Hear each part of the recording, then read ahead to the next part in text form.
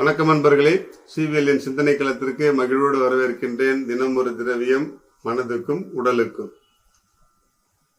மாநிலத்தில் தேர்தல்லாம் முடிஞ்சிடுச்சு. தமிழ்நாட்டில், பாண்டிச்சேரியில், கேரளாலாம் எலெக்ஷன்லாம் முடிஞ்சிடுச்சு. இந்த தேர்தல் பரப்புரையின் பொழுதெல்லாம் ஒரு விஷயத்தை நம்ம எல்லாரும் கண்கூடாக பார்த்திருப்போம். தேர்தல் பரப்புரையில் ஒருவரை ஒருவர் குற்றம் சாட்டி, தரம் தாழ்ந்து விமர்சித்து,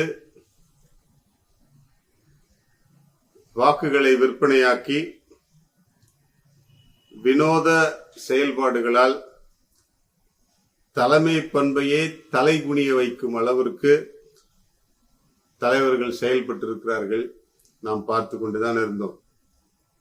மகாத்மா காந்தி அவர்கள் ஒரு விஷயத்தை தெளிவா சொல்றார்.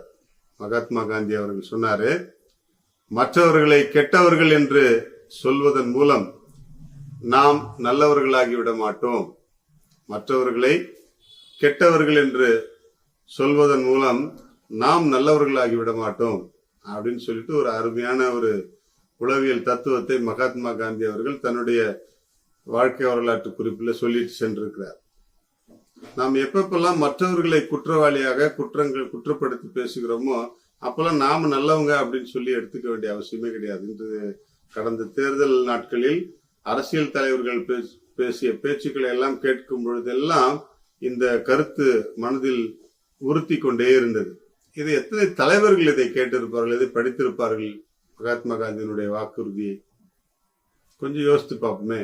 மற்றவங்க எல்லாம் கெட்டவங்க, நான் மட்டும்தான் யோக்கியம் அப்படிங்கிற மாதிரியான நிறைய தலைவர்களுடைய பேச்சுக்கள் இருந்துகிட்டே இருந்துச்சு இல்லையா? அப்படி சொல்லும் பொழுதெல்லாம் அவர்கள் நல்லவர்களா என்கின்ற ஒரு மிகப்பெரிய கேள்விக்குறியை அவர்களே அவர்களுக்கு முன்பாக வைத்துக் கொள்கிறார்கள். ஒருவரை தரம் தாழ்த்தி, மட்டம் தட்டி, மரியாதை குறைவாக பேசுவதல்ல அரசியல். ஒருவரை தரம் தாழ்த்தி, மட்டம் தட்டி, மரியாதை குறைவாக பேசுவதல்ல அரசியல்.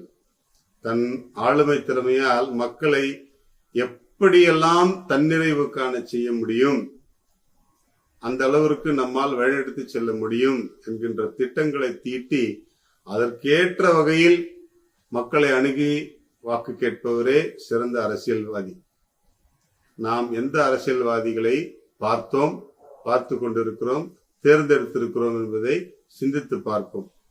நம் தலைவர்கள் நல்ல தலைவர்களாக இருந்து நம் நாட்டில் மட்டுமல்ல நம்முடைய வீட்டிலும் நன்மைகள் நடக்க ஏதுவான அரசியல் களமாக மாற நாம் தான் முயற்சி செய்ய வேண்டும்.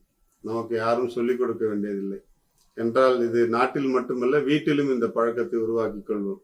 மற்றவர்களை கெட்டவர்கள் என்று சொல்வதன் மூலம் நாம் நல்லவர்களாகிவிட மாட்டோம் என்கின்ற காந்தியின் சிந்தனை நம்முடைய உள்ளங்களில் எதிரொலித்துக் கொண்டே இருக்கட்டும்.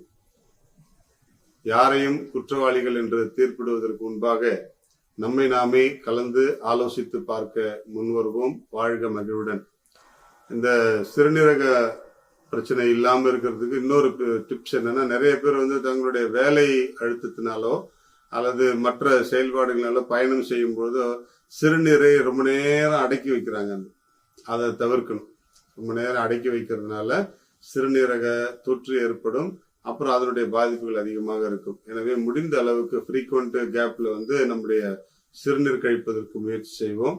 அப்பொழுது இந்த கோடை காலத்திலும் எந்த பிரச்சனையும் இல்லாமல் நம்முடைய உடல் சீராக இருக்கும். வாழ்க மகிழ்வுடன்.